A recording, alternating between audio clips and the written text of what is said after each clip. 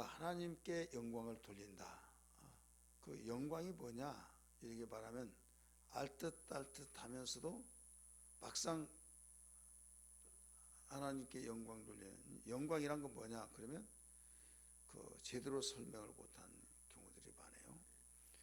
이 영광이란 단어가 그렇게 많이 쓰여지면서도 그렇다 이거죠. 우리 하나님께 영광 돌리시길 바랍니다. 이 영광을 하나님께 돌립니다. 수없이 해요 안 해요? 하죠. 수없이 듣고 말하고. 근데 과연 이 영광이란 무슨 말이냐 이거예요. 자, 여러분 한번 영광이 무슨 말이에요? 영광 물으면 또 총알처럼 못 나오죠. 실수할까봐 못 나와서 그래요? 아니면 듣기는 잘 듣는데 도대체 이게 뭐냐 이거죠. 하나님의 영광 중에 계신다는 것을 믿기 바랍니다.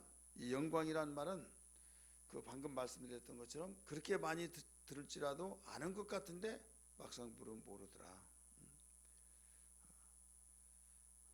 그 아는 것은 분명한 아는데 설명을 못해요. 또 그러다 보니까 그 내가 다른 사람에게 하나님의 영광에 대해서 내가 알고 설명할 줄 알아야 하는데 전달이 안 되죠.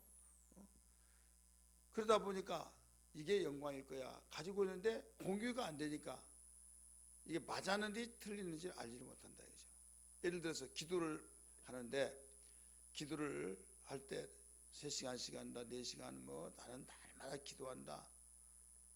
기도가 뭐냐?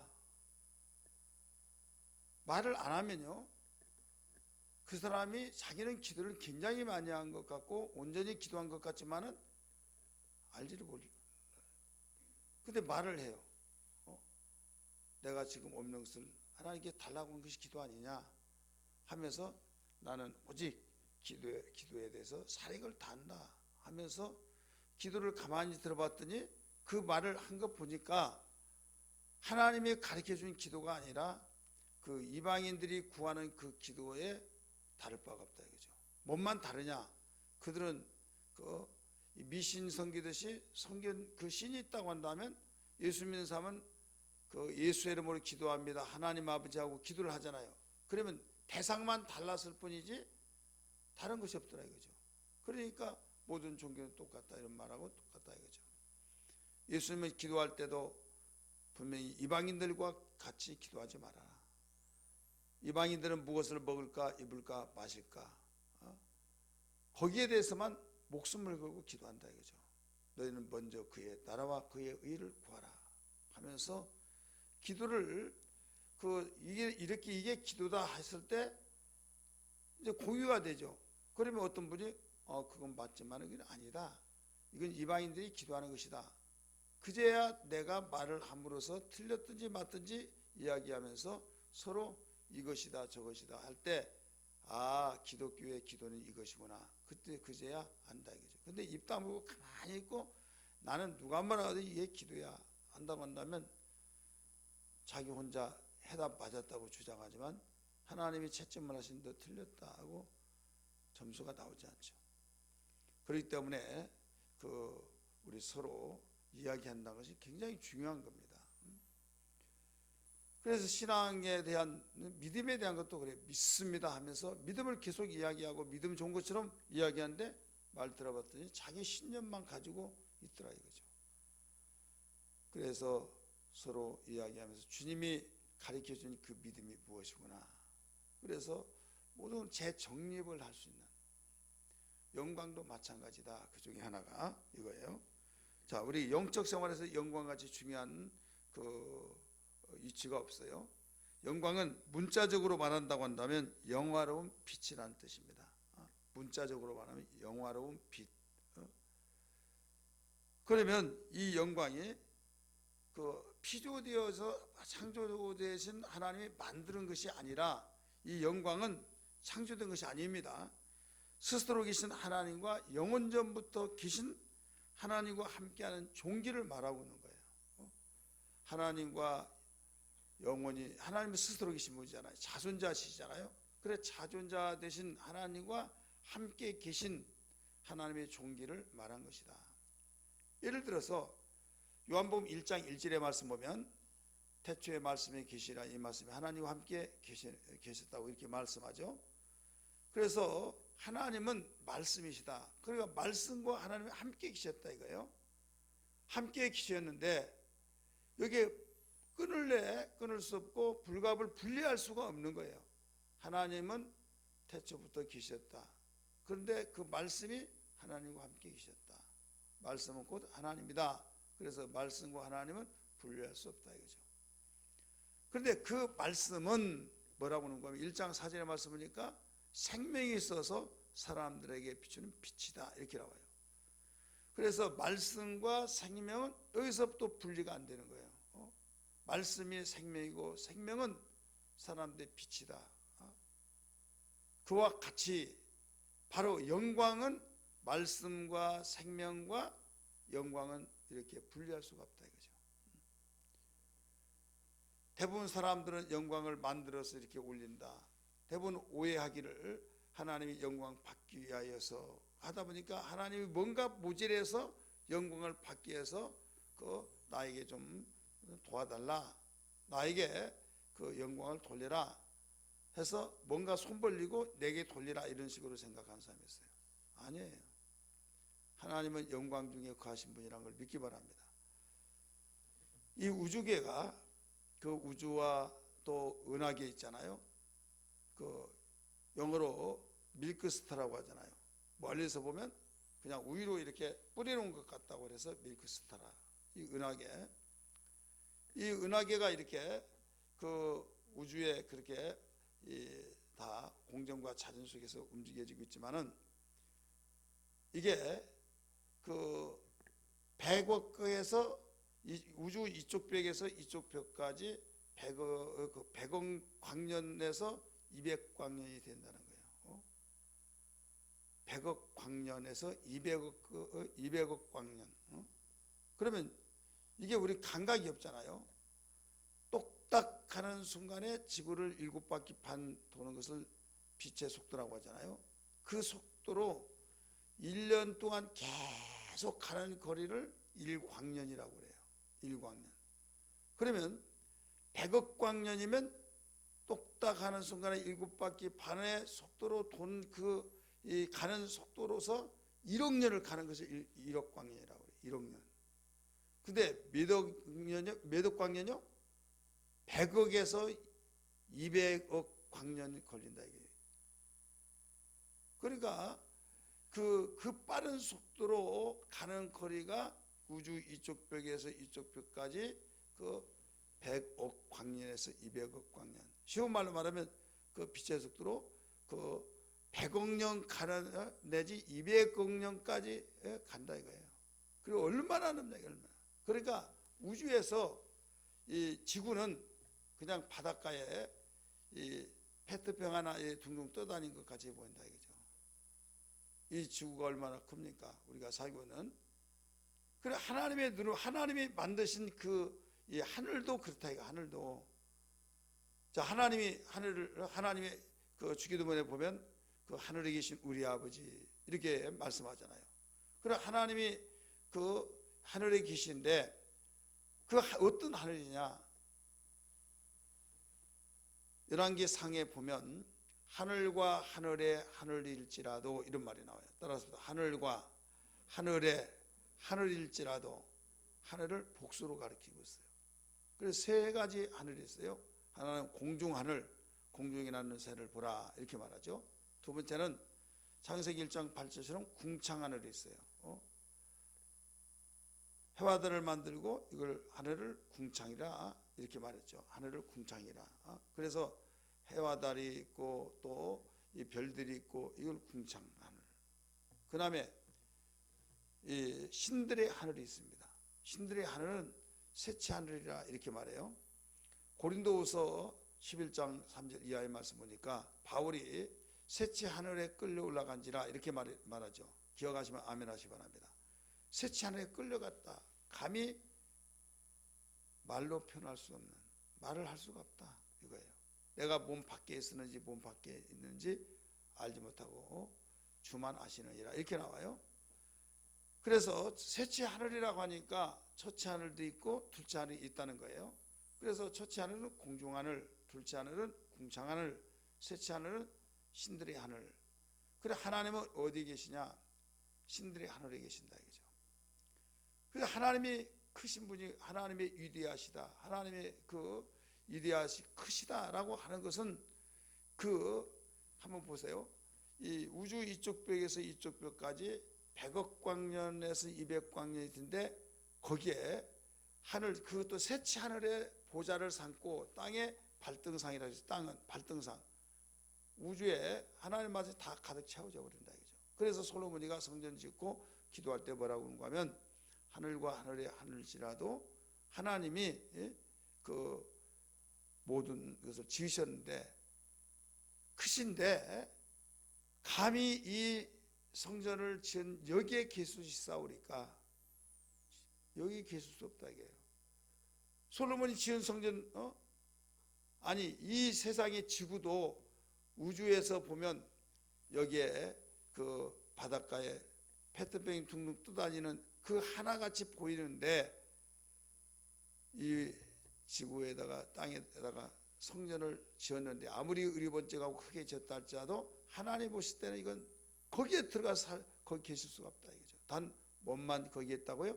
이름 따랐습니다. 이름. 그래 우리는 하나님을 그냥 무지하게 야 있으면 내놔봐 보이죠 나 그래 믿을게, 이건 정말 무지한 자예요. 하나님이 우리 믿는 사람은 그냥 막연하게 하나님 추상적으로 믿어서는 안 돼요. 확실하게 우리가 알고 믿어야 하는데, 여러분 성경에 보면 이런 말이 나와요. 하나님을 본 자는 죽는다, 하나님은 아무도 볼 수가 없다, 이런 말이 나옵니다. 믿으시면 아멘 하시기 바랍니다. 근데 모세는 하나님 봤다 이렇게 나와요. 그래 하나님을 본 자다라고 말하는데 도대체 어떤 데는 볼 수가 없다고 하고 하나님 또 봤다고 하고, 근데 모세는 하나님 등을 봤다 이렇게 또 말하잖아요. 이게 도대체 무슨 말이냐 이거예요. 무슨 말? 그래서 오늘 영광이라고 하는 그 단어와 우리 함께 생각해 본다고 한다면 여러분이 이해가 될 거예요. 지금 우리가 계속 수요일날 밤을 통해서 듣는 주제가 믿음의 주 되신 예수를 알자 이거예요. 믿음의 주 되신 예수를 알자. 그럼 주 되신 예수가 전지하신 말씀이다 라고 지난 시간에 말씀드렸죠. 이제는 오늘 말씀이 영광의 하나님의 영광, 오늘 제목이에요. 내가 믿는 예수, 나의 믿음의 주 되신 예수는 하나님의 영광이다 이거예요. 그럼 도대체 영광이란 건 뭐냐? 지금 이 말씀을 드렸어요. 영광이란 말은 문자적으로 말해서 영화로운 빛이다. 그래서 창조된 것도 아니라 하나님이 함께 계실 때, 스스로 있을 때 함께 계신 하나님의 존귀한 것을 가지고 일컬는 말이다. 하나님의 존귀하심이 그걸 영광이라 이렇게.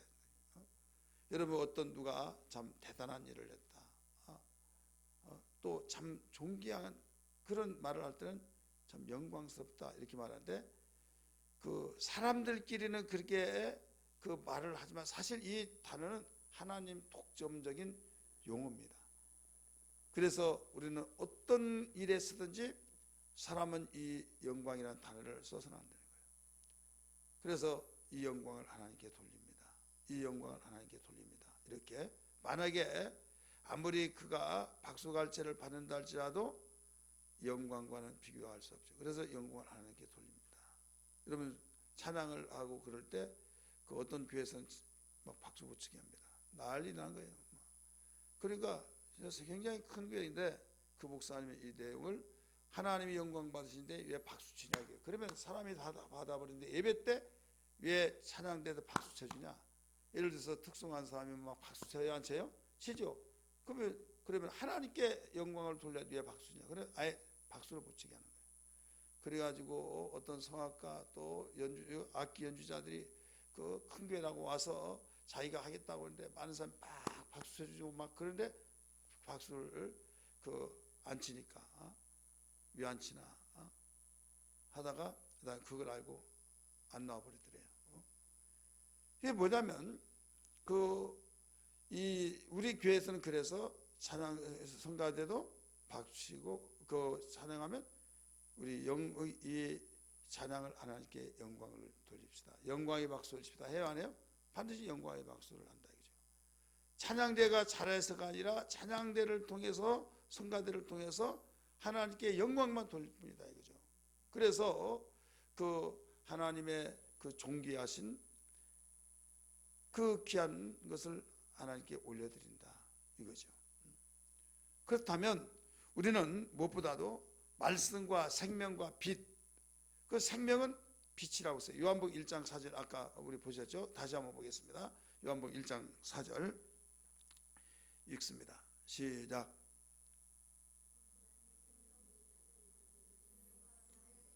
자, 그 안에가 무슨 말이에요? 그 안에, 예?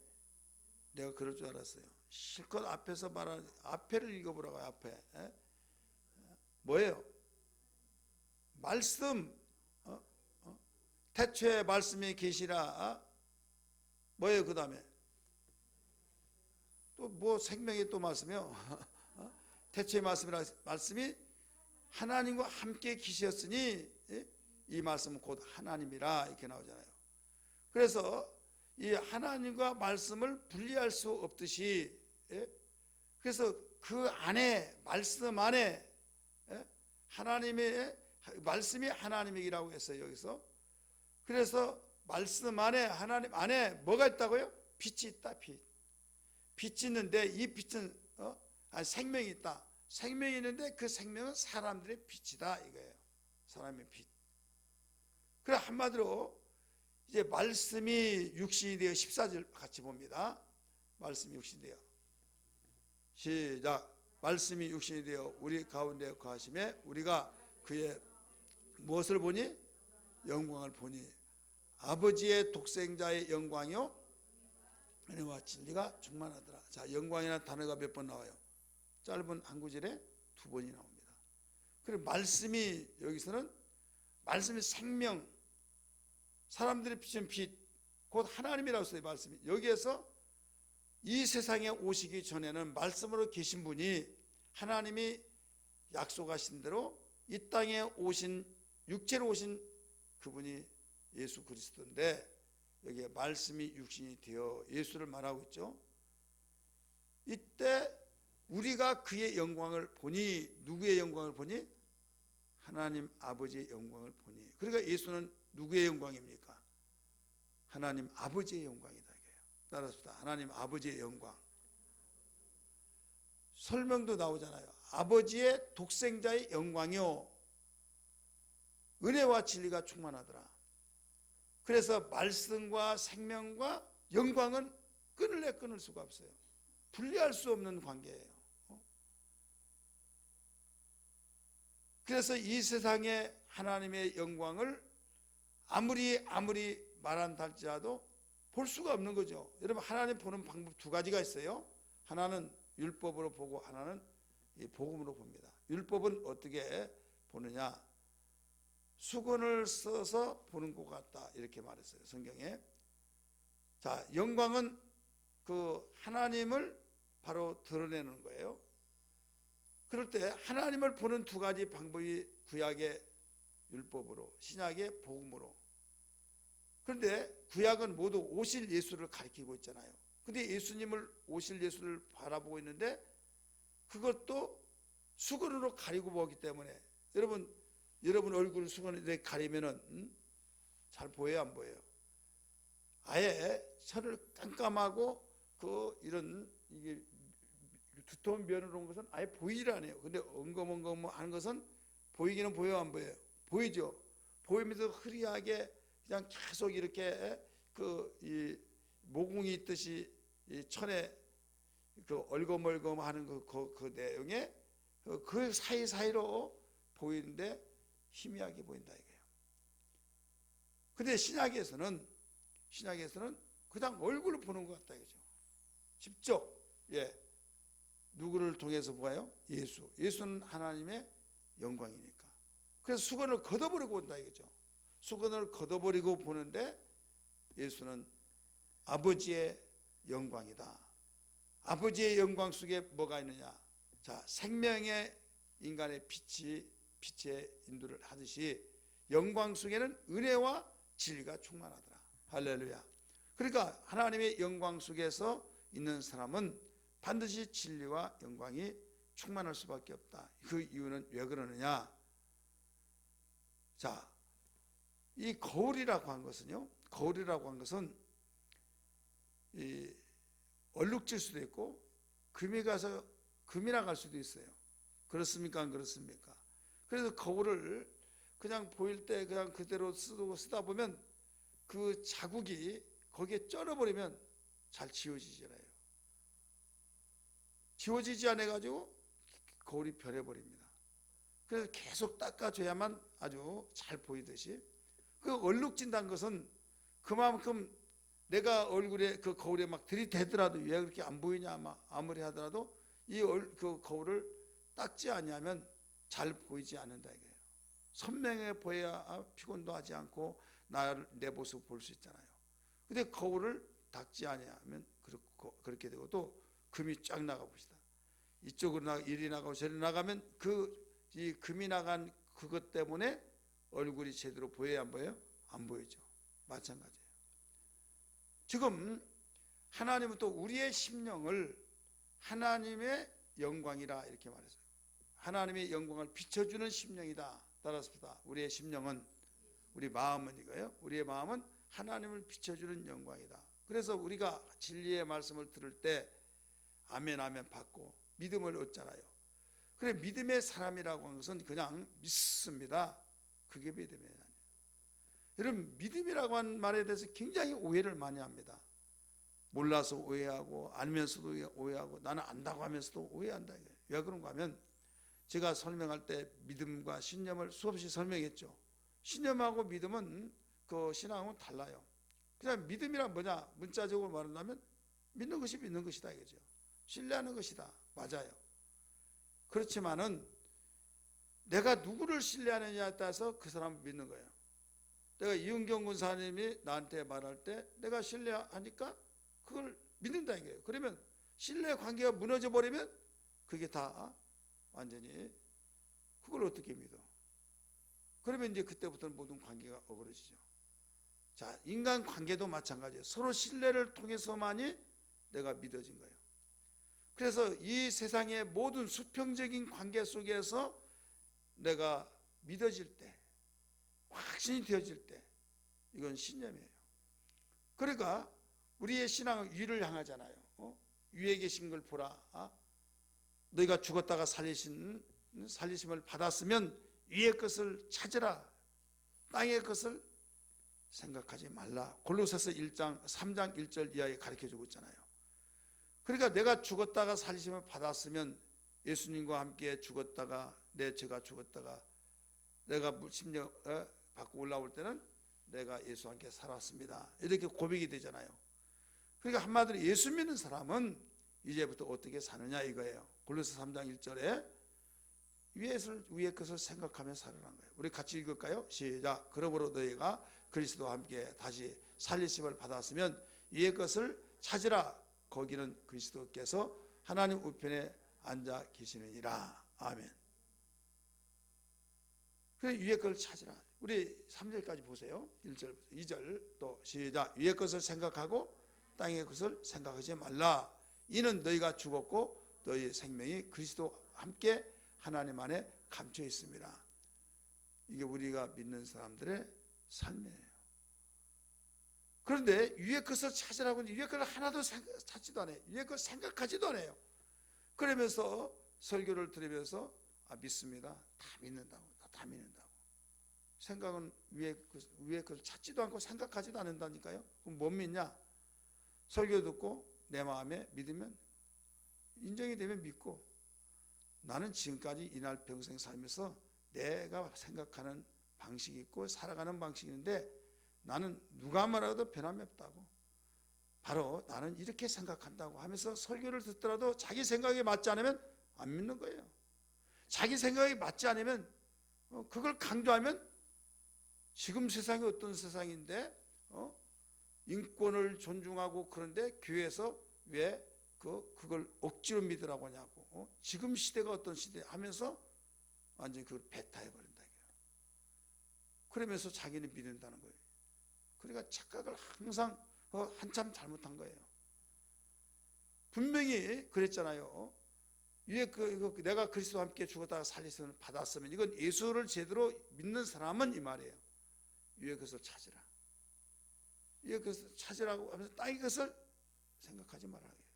그 다음에 위에 것을 생각하라. 땅의 것을 생각하지 말아라. 왜? 너는 죽었다가 다시 살아났기 때문이다. 옛사람이 아니다, 새 사람이다 이거예요. 그러면서 여기에서부터 우리의 삶의 가치관이 바뀌어지고 기준이 달라져야 할 텐데, 이게 결국 어떤 기준이 없다 이거예요. 교회를 왔다 갔다 하고 10년, 20년, 30년 다니더라도 자기가 믿는 방법이 있다 이거예요. 뭐냐면 자기의 가치관, 자기 철학, 자기 주관하는 것을 항상 그대로 쐐기를 받고 말뚝을 박아놓고 거기에 맞으면 아멘하고 맞지 않으면 완전히 시험 들고, 나는 나하고 틀리네요, 나는 그런 데는 갈 수가 없습니다, 이거예요. 그러면서도 믿는다고 한다 이거예요. 이건 신앙이 아니에요.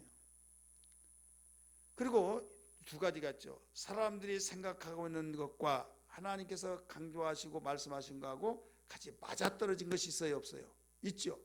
예를 들어서 부모를 공경하라.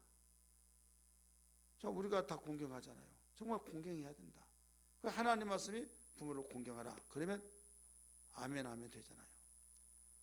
근데 죽은 자에게 절하지 말아라.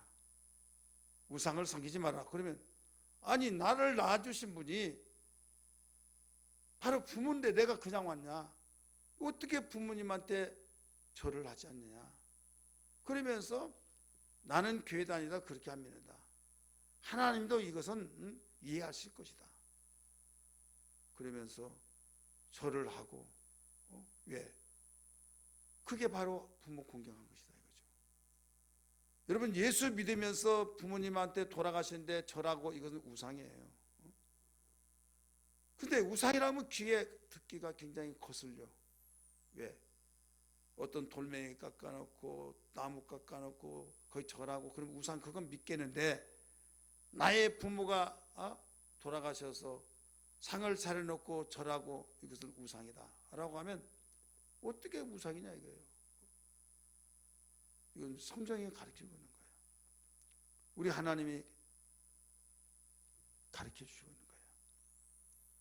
그러면서 우리 부모를 그러면 필요 없냐? 그게 아니에요.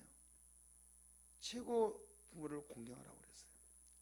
여러분, 모든 종교들이 부모를 공경하라고 합니다. 그런데 대책이 없어요. 부모를 거역하면 어떻게 하냐? 그냥 어떤 방법이 없어요. 처리할 방법이.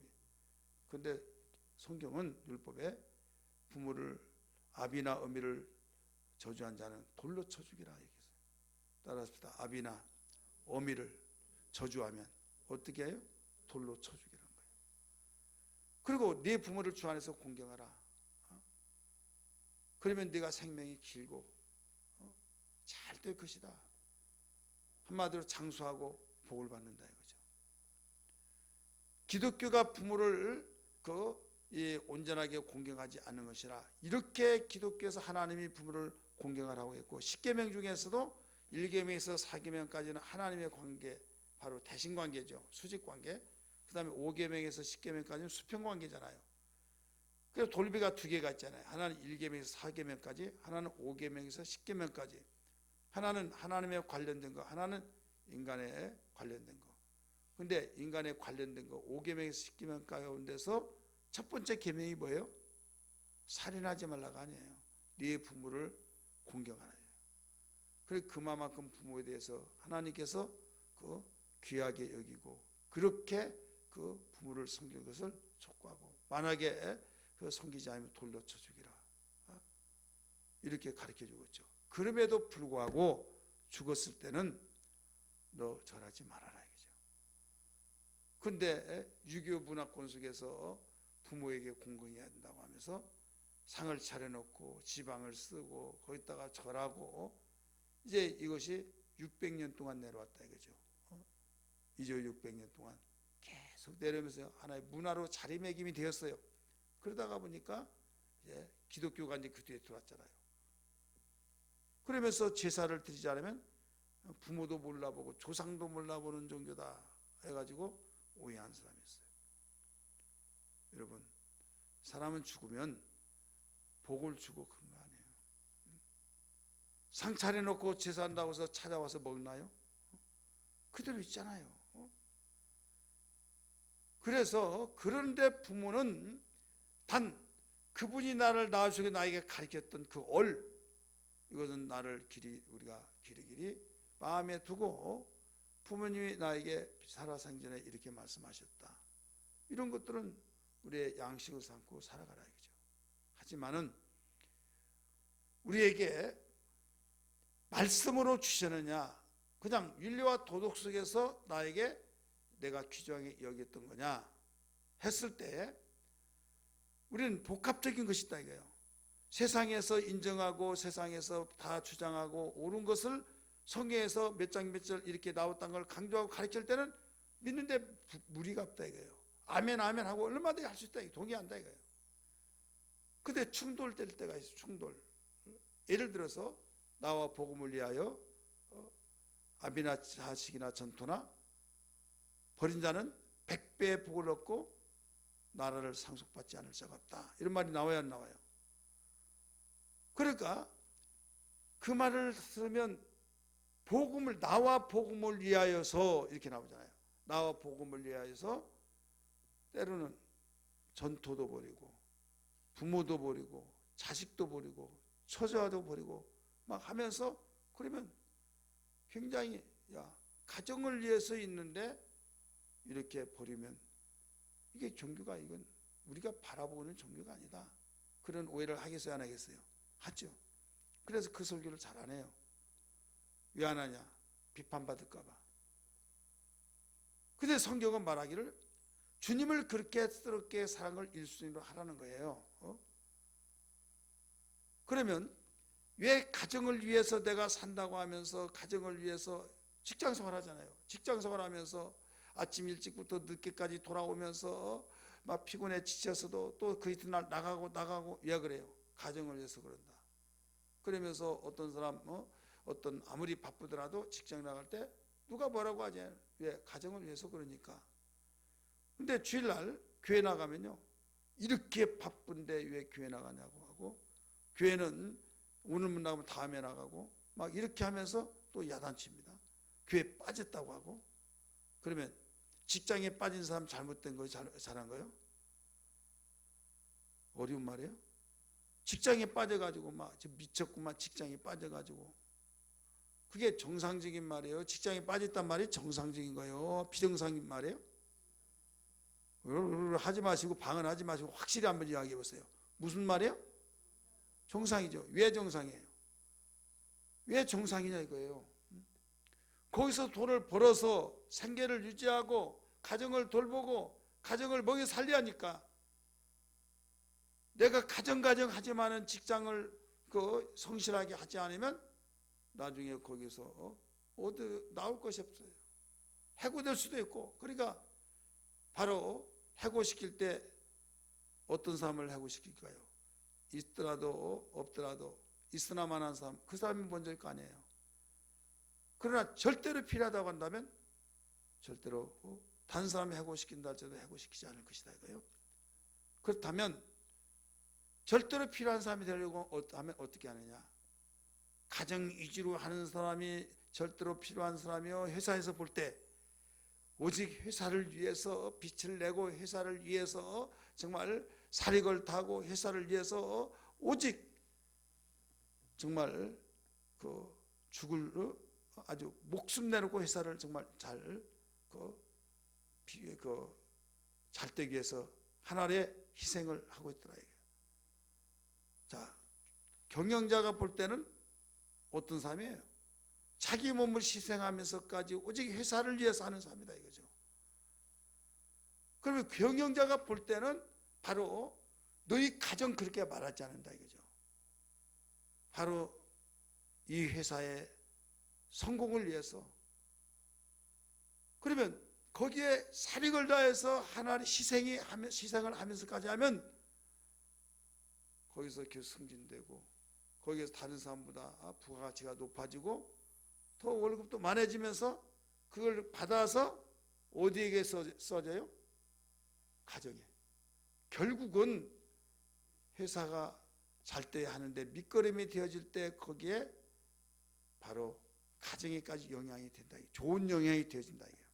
그래 나와 복음을 위하여서 전토도 처자도 부모도 버린 자는 100배나 이 땅에서도 복을 받고 그 다음에 영생을 얻지 못할 자가 없다.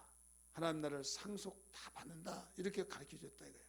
누가 그랬어요? 예수님 직접 말씀하셨어요. 그러면서 나를 죽고자 한 자는 살 것이요 살고자 한 자는 죽으리라. 이런 말씀도 가르쳐 주시잖아요. 그러니까 오직 하나님의 나라를 위해서 주님을 위해서 복음을 위해서 하나님 위해서 너 목숨 바쳐서 네가 생명을 다해서 그래서 예수님 말씀했잖아요. 율법도 뭐라고 했느냐 한마디로 말한다면 마음을 다하고 성품을 다하고 뜻을 다하여 주너의 하나님을 사랑하라. 이게 크고 첫째 되는 계명이라 이렇게 말씀하셨잖아요. 기억하시면 아멘 하시기 바랍니다. 이렇게 성경이 3분의 2가 되게 신구약 성경을 봐서 3분의 2 두께가 그렇게 많은 양을 한마디로 줄여서 말한다면 마음과 성품과 뜻을 다하여 주 하나님을 사랑하라. 둘째도 이와 같으니 네 이웃을 네 몸같이 사랑하라. 이렇게 줄여서 한 구절로 말할 수 있다 이거죠. 그러니까 첫째, 둘째 예수님이 그렇게 가르쳐 놓았잖아요. 마태복음 22장 37절에서 39절 보면 따라서 합시다. 첫째, 둘째 그렇게 주님이 순위를 매겨놨어요. 근데 우리는 계속 이를 바꿔버릴 순위를 어떻게 바꾸냐? 바꾼 것이 가정이 있어야 교회도 있고 여러분 그런 것 같잖아요. 가정이 있어야 교회가 있잖아요. 그 가정이 필요 없는 가정도 하나님이 세웠고 교회도 하나님이 세워서 매우 중요하다 이게요. 중요한데 하나님의 가정이 잘 되기를 원하고 있다는 걸 믿기 바랍니다. 행복하기를 원하고. 그러면 하나님이 왜 그렇게 가정을 세워서 행복하게 하신 하나님이 왜 나를 위해서 하면서 계명을 지키고 하나님을 성경 1순위로 가르쳐 주시느냐 이게요. 그것이 가정이 잘 되는 비결이다 이 말입니다. 믿으시길 바랍니다. 그것이 바로 가정의 행복이요 가정이 살 길이요 가정이 복을 대대로 자자손손에게 이어줄 수 있고 자녀들이 잘 되고 그러니까 우리는 하나님을 등지고 내 자신의 노력과 내 달란트와 내 재능과 나의 정성과 이런 것을 동원시켜서만이 자녀 가정을 돌볼 이것은 절대적이 될 수 없다 이거예요. 왜? 내가 보는 안목이라는 게 있잖아요. 하나님은 전지하셔서 과거도 현재도 미래까지 다 하셔서 우리를 그 길 좋은 길로 선하신 길로 복된 길로 살 길로 인도하신 걸 믿으시길 바랍니다. 근데 우리는 뭐만 보냐? 과거의 경험에서 얻어진 큰 교훈과 내가 현재 흐름을 통해서 볼 때 이 현실과 내가 정말 안목으로 볼 때는 이렇게 가야 행복한 것이다. 이렇게 가야 장래가 있을 것이다. 미래부터는 뭐예요? 있을 것이다. 추측이에요. 절대적이다 할 수도 없어요. 왜? 맞을 수도 있고 안 맞을 수 있으니까. 그래서 다른 사람이 말할 때 자기의 안목, 과거는 바로 이렇게 했을 때 안 됐다 이게요. 그러니까 그것을 교훈 삼아서 여기에서 자기가 이렇게 해야 옳다. 그걸 지금 기준을 세운 거예요. 현재 흐름이 있어요. 세상이 돌아가는. 그러니까 거기에서 우리는 여기에 같이 함께 해야만 살아갈 수 있다. 미래는 미래학자들이 볼 때 이렇게 돌아간다. 그러니까 거기에 맞춰서 그래 하나님은 부르짖고 기도한 건 뭐냐면 믿습니다 한 것도 거기에 악구에 맞춰서 하나님 믿는다 이거예요. 믿다가 보니까 거기에 악구에 맞지 않으면 나하고는 맞지 않은 거예요. 종교란 건 뭐가 아니에요. 가정을 낼 수 있다라고 하다가 보니까 여기에서 우리 가정에 이렇게 가야 하는데 하나님은 역방향으로 인도한다 이거예요. 자기가 볼 때는 이건 뭐가 똑같은 줄 아십니까? 이스라엘 백성이 하나님이 적과 꿀이 흐르는 땅으로 인도하셨어요. 믿으시길 바랍니다.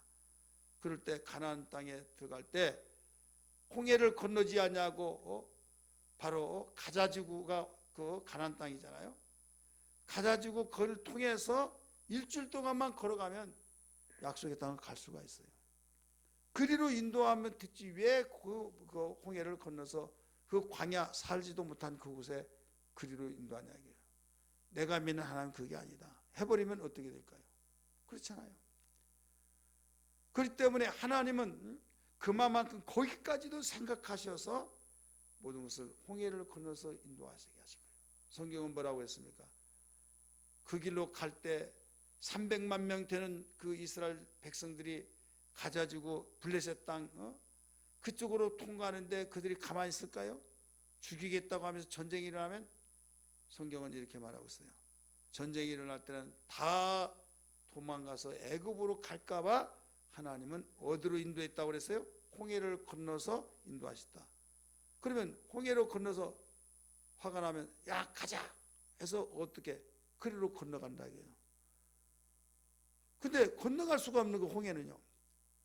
1985년도에 우리 교회 그 정교인 수련회를 1회를 처음 했어요. 우리 그 여기 참석하신 분은 이보아 권사님이에요. 그 당시는 이보아 권사님이 정식 교인이 아니었죠. 였어요? 예. 예. 내가 그런 것 같은데 그 다른 그 등록을 안 하고 우리 교인과 같이 다녔어요. 내가 볼 때는. 근데 확실히 본인이 더 잘하니까. 그런데 막 금식하고 그러는데 정말 그 다른 그 평신도도 이렇게 기도하고 그 다른 교회에서 우리 교회 다니기로 이렇게 계속 다니면서 하는데 내가 가만히 있었으냐 해서 이제 같이 이제 기도하고 있는데 그때 비가 얼마나 많이 왔는지 몰라요. 갈 때는 보슬비가 왔습니다. 보슬비 아시죠? 논두렁길이요. 거기에 한 2km쯤 된 것 같아요. 그래서 지나가다가 일부러 언젠가는 그 길을 가봤어요. 그랬더니 도로가 해서 거기까지 차가 다니더라고요. 그 팔각정 있잖아요. 거기까지 차가 있어요. 차가 막 그냥 가는데 논두렁길에 그 보슬배가 와가지고 완전히 미끄러진대요. 양쪽에 짐을 실죠. 머리야 일지죠. 그 이제 농촌에 산 사람은 머리에 이고 양쪽에 이고 가잖아요.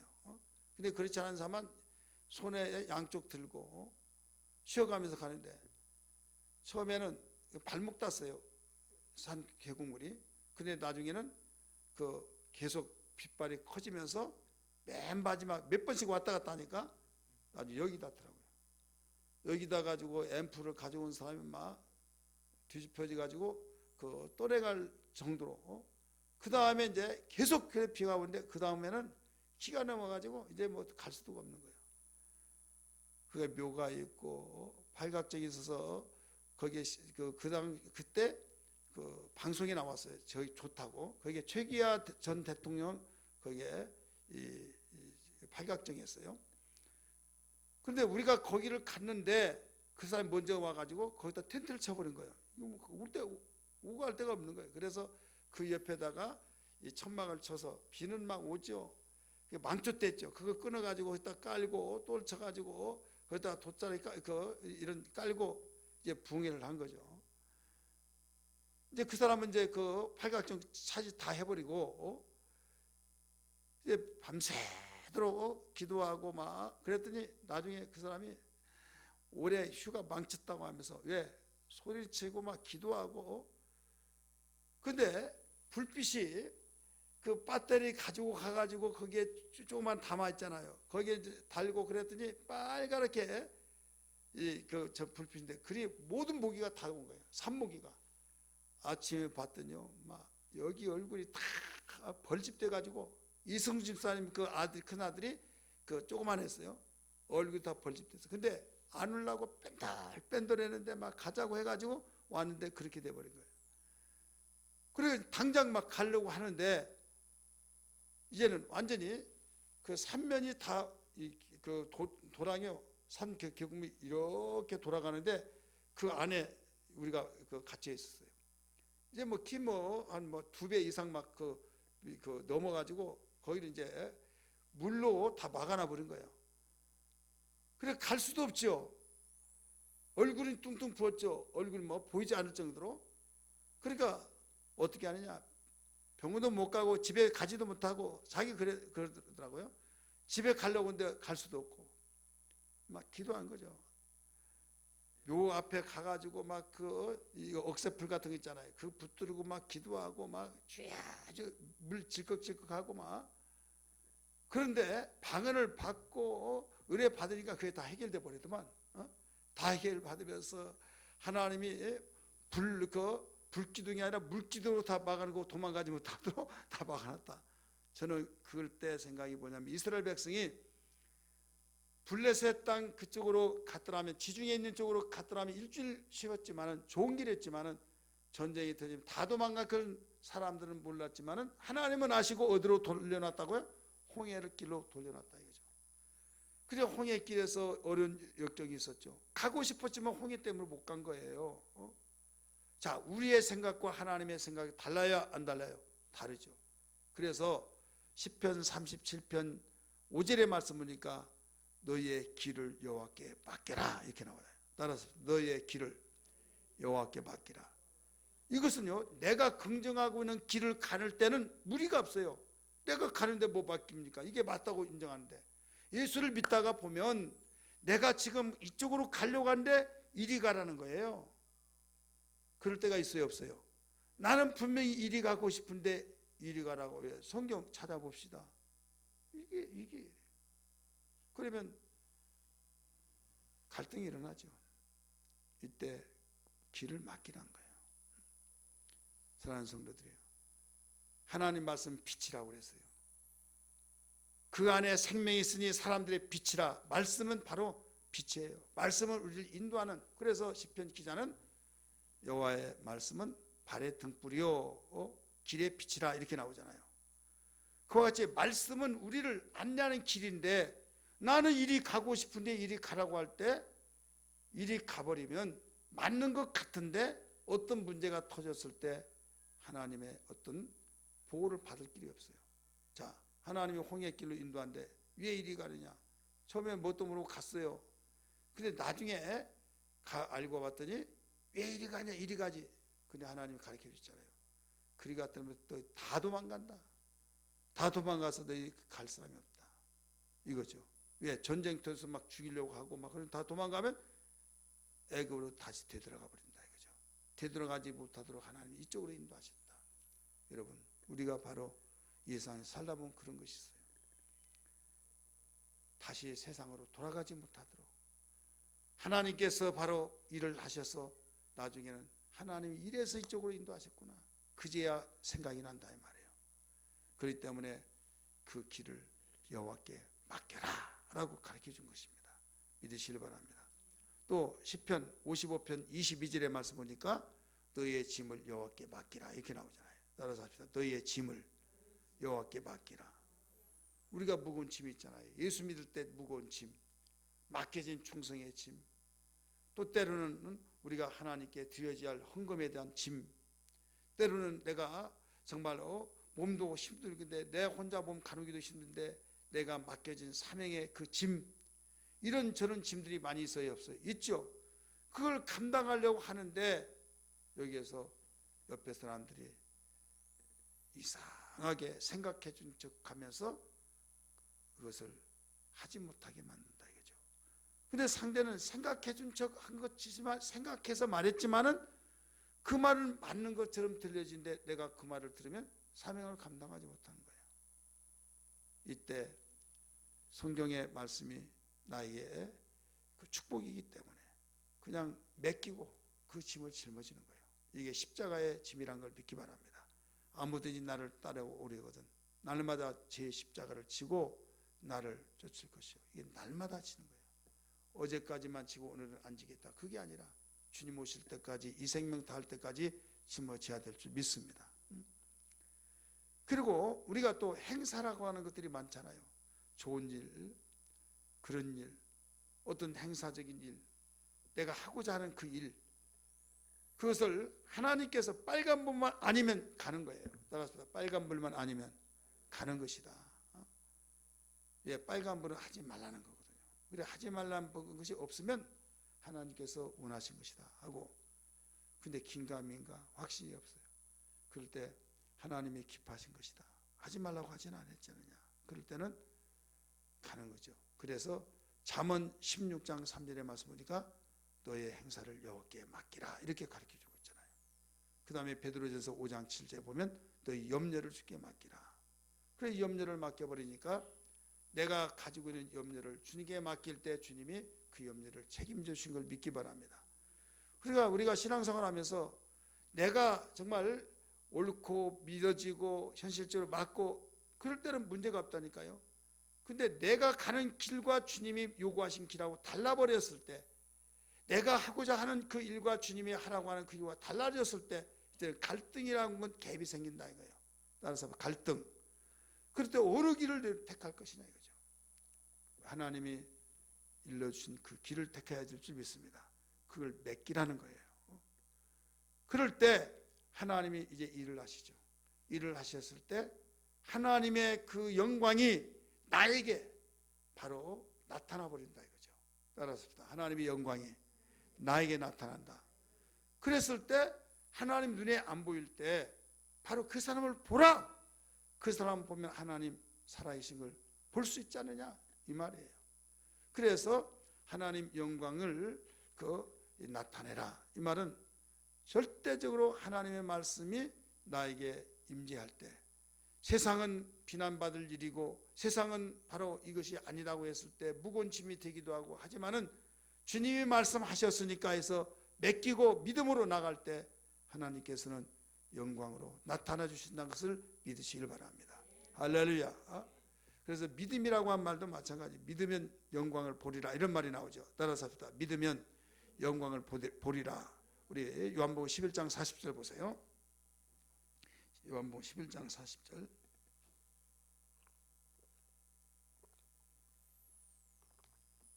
우리 같이 읽습니다. 시작.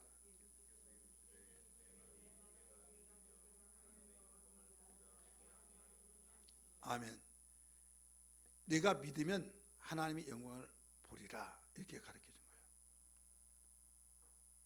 거예요. 예, 믿습니다 하고 자기가 믿어진 것만 믿는 거 신념이 아니에요. 지금 나하고는 아무 믿어지지 않고 현실적으로 맞지도 않지만은 주님이 하신 말씀을 믿을 때, 인정할 때 이것은 나는 못하지만 주님은 할 수 있습니다. 그래서 그 마가복음 11장의 말씀 보면 이런 말이 나오죠.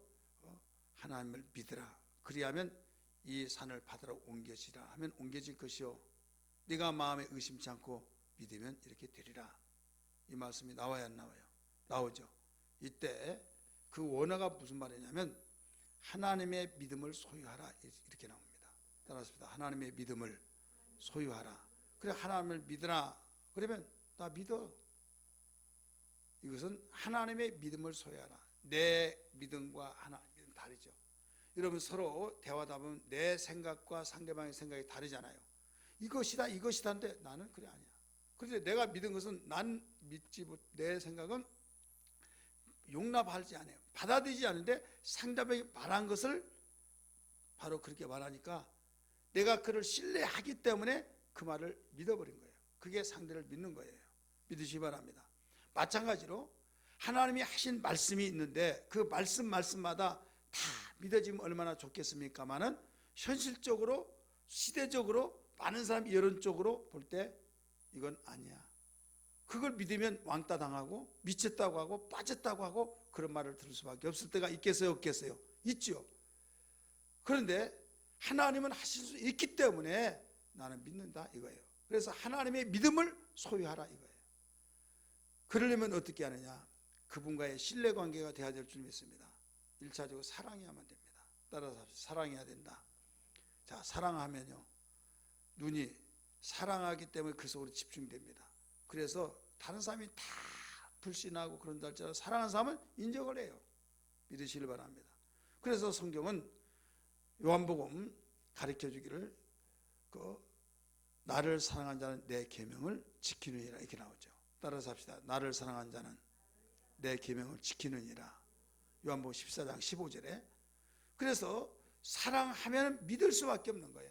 사랑이 먼저냐 믿음이 먼저냐, 이건 믿어야 사랑이 되고 사랑할 때 또 믿어지고 상호작용입니다. 그래서 주님 나에게 믿음을 주시옵소서. 그래서 믿어지면 사랑이 되어진 거예요. 그래서 믿지 아니하면 벌써 사랑이 성립이 될 수가 없죠. 그래서 믿음을 위해서 우리 주님이 가르쳐 주기를 네가 믿으면 영광을 보리라. 그래 믿을 때 네가 현실적으로 믿지 못할 수밖에 없고 여론화 속에서도 네가 믿지 못한 그런 가운데서도 네가 나를 믿었기 때문에 내가 너를 위해서 일하리라. 그럴 때 하나님 눈에 보이지 않는데 그분이 일하여서 말씀에 책임을 져주시고 일하신다. 그렇기 때문에 그 하나님의 영광이 나에게 나타나서, 예를 들어서 이 말이 무슨 말 때문에 나왔는가 하면 나사로가 죽었을 때 그 네 오라버니가 살 수 있겠느냐, 산다는 걸 믿느냐, 이 말이에요. 예, 나중에는 살아나겠죠. 이럴 때 주님이 하신 말씀입니다. 그래서 그 사건이 나사로 때문에 나왔기 때문에 이제 네 오라버니가 어디 있냐, 예, 무덤에 그 장사 지냈습니다. 가자. 사흘이나 됐습니다. 썩은 냄새납니다. 가자는 거예요. 갔습니다. 그러면서 이 돌문을 열어라 해놓고 다 이렇게 기도했잖아요. 손을 들어서 기도하며 하늘 우러러보시면서 기도하면서 아버지의 내 말을 들으신 것을 감사하나이다. 감사 기도를 해버린 거예요. 예수님이. 이것은 나를 일한 것이 아니라 이 둘러선 무리를 일함이라 라고 요한복음 11장 41절에 가르쳐주고 있잖아요. 이때에 여기에서 이제 기도가 끝나고 난 뒤에 나사로야 나오라 하니까 처벅처벅 걸어 나왔다 이거예요. 믿으시길 바랍니다. 이게 뭐냐면 걸어 나온 것은 인간이 어떤 누가 말한다 될 수가 없어요. 하나님만이 할 수 있는 일이라는 걸 믿기 바랍니다. 하나님만이 할 수 있기 때문에 하나님의 영광이 그에게 나타나 버린 것이다 이거예요.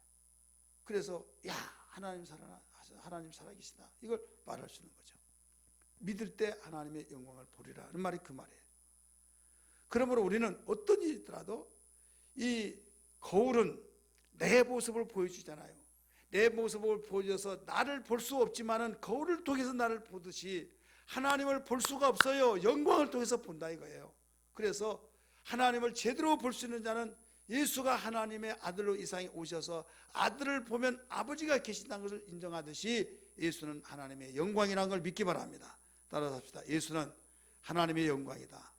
그래서 하나님의 영광이기 때문에 아까 읽었던 요한복음 1장 14절의 말씀과 같이 말씀이 육신이 되어 우리 가운데 거하심에 우리가 그의 영광을 보니 독생자의 영광이요 은혜와 진리가 충만하더라 라고 말씀하신 것처럼 예수 그리스도는 하나님의 영광으로서 그 영광 속에 은혜와 진리가 충만해서 하나님께로부터 은혜를 받고 진리대로 되어지기 때문에 진리는 하나님의 입에서 나온 말씀인데 그 진리대로 되어지는 역사, 묘기를 걸고 말씀하신 그 진리가 그대로 그 나타나는 역사가 일어난다 이런 말씀입니다. 믿어지면 아멘 하십시다. 할렐루야. 그래서 거울은 나를 보여주듯이 바로 그 거울이 깨끗해야 된다 이거죠. 거울이 얼룩지고 거울이 깨지고 이리저리 다 깨져버리면 나를 볼 수 없듯이 우리의 심령이 바로 깨끗해져서 꺼리낌이 없고 그럴 때 하나님의 말씀이 나에게 비춰질 때 거기에서 그 나타나는 역사들. 그러므로 우리는 성경은 분명히 강하고 담대할 때 어떤 사람이 강하고 담대합니까? 말씀에 서 있는 사람이 강하고 담대한 것을 믿으시길 바랍니다. 우리 하나님의 영광을 오늘 말씀을 드렸어요. 지금 믿음의 주이신 예수, 믿음의 주 되신 예수를 알자 이런 주제 속에서 그 하나님의 영광에 대해서 말씀을 드린 거예요. 예수는 하나님의 영광이다. 바로 하나님의 영광인 것처럼 예수님이 하나님의 영광으로서 우리에게 임재하셔도 우리도 믿는 자에게 바로 이런 표적이 따르리라. 또 믿는 자에게 하나님의 자녀가 되리라. 그래서 우리는 하나님의 영광을 나타내야 할 존재인 것을 믿으시길 바랍니다. 그래서 또 기도할 때도 하나님의 영광이, 왜? 예수의 이름으로 기도하니까. 그래서 내 이름으로 기도하면 무엇이든지 받으리라. 하나님이 영광을 나타내시리라 이렇게 나오잖아요. 요한복음 14장에. 오늘 우리는 하나님의 영광을 바라보 알고 영광을 통해서 하나님께는 영광이 되고 우리에게는 살아신 하나님의 확신을 가지고 더욱 믿음의 전진자가 되기를 주의 이름으로 축원합니다.